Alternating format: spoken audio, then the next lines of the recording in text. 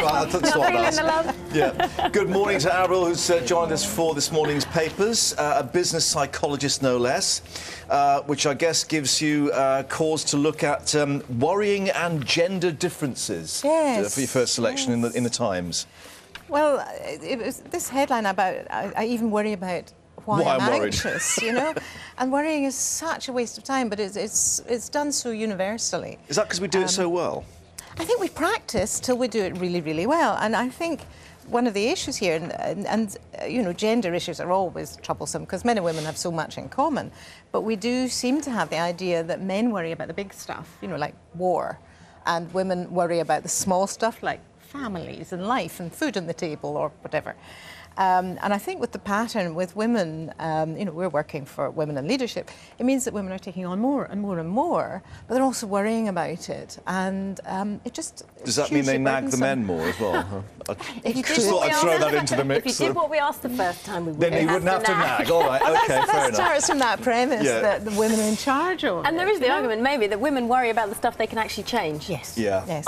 But there's a lot about the fact that, you know, children are much the same till about 11 in terms of worrying. And then we encourage boys in rough and tumble and taking risks. And we just don't encourage, still we don't encourage girls. So by the time women are in business, say, or in corporate life, they are quite scared of taking risks. What, because they're afraid of being called tomboys if they... No, I think as parents, we just do it without really meaning to. We don't want our little girls to get hurt, or we encourage them. Well, one of the things that we worry about, of course, is the weather. We've had drought, now we're hearing that there's rain and thunderstorms on the way, but the Express is saying, look, we are going to have a proper summer this year, for once. Well, I just love the fact that if you want a conversation in Britain, you have to talk about the weather. We're obsessed by it. But I love the contrast because I'm an optimist, so when I look at this, I think fabulous, super summer to last for months. That's really terrific. But then you look at the Daily Mail. Yes. It's time to dig out your brolly. Well, I don't even want to read that. Well, in fact, I think they tell the same story. Well, I think the Mail is never knowingly understated, as they say. Just reading it here, there will be a weekend washout with thunder, hailstorms and showers forecast into next week. And actually, all it's saying is the really hot weather, you probably get some thunderstorms and some showers, and then we'll have good weather again. But that's a good thing as well. It's so pessimistic. But that's a good thing. The gardens desperately need some water. However, I mean, there is actually something that we should take on board, and they're saying that the farmers are saying that the strawberry crop is so early this year, nothing left for Wimbledon. What will they do? So what will they be eating instead? Crisps or, I don't know, twiglets maybe? It's not refined enough. Yeah. OK, Independent. It's time we started to respect the wisdom of age. Well, I love the way they put Hugh Hefner in the Who's being respected by someone there? That's what he would think Crystal of as Harris, his fiancée, no less. Yeah. That's respect. Well, we are an ageing population, but we're not particularly geared to respecting seniority, knowledge. I mean, a lot of this article is really about whether you can still wear miniskirts at a particular age.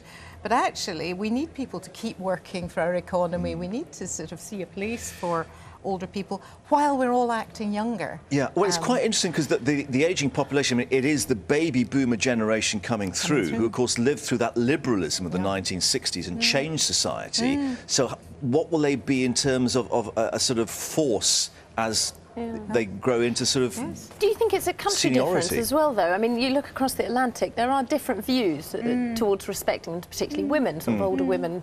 In the media, particularly in America and stuff, it's viewed very differently to here sometimes. One would argue countries-wise it can be different. And the thing is that this is the first year that the baby boomers are all going to start retiring en masse, and if they do that, we'd hardly have an economy. Right, quite a few people like Jeremy Clarkson to retire, but he's not quite there yet. He's got his column, of course, in The Sun. Things aren't what they used to be, he declares. Well, I quite like this because, you know, as a positive psychologist as well, we're often looking at what really makes us happy and satisfied. And really, although very tongue-in-cheek for various reasons, he's looking at whether possessions make you happy or whether, in fact, they drive you mad. And says he of the gadgets. Yeah. Of course, but I just thought it was lovely contrast. Well, it's quite interesting because he's running through what he's bought for his new flat, and of course nothing works. Nothing works, and you actually cause much more stress, and it loops back round to what you're going to do. You're going to worry. And as he says, you've got to stay in, you can't have a life, you've got to wait for people to come fix And it can things. even happen to Jeremy Clarkson, so there we are. Things don't make you happy. Anyway, thank you very much indeed for joining us, and we'll see you soon. Now, let's just update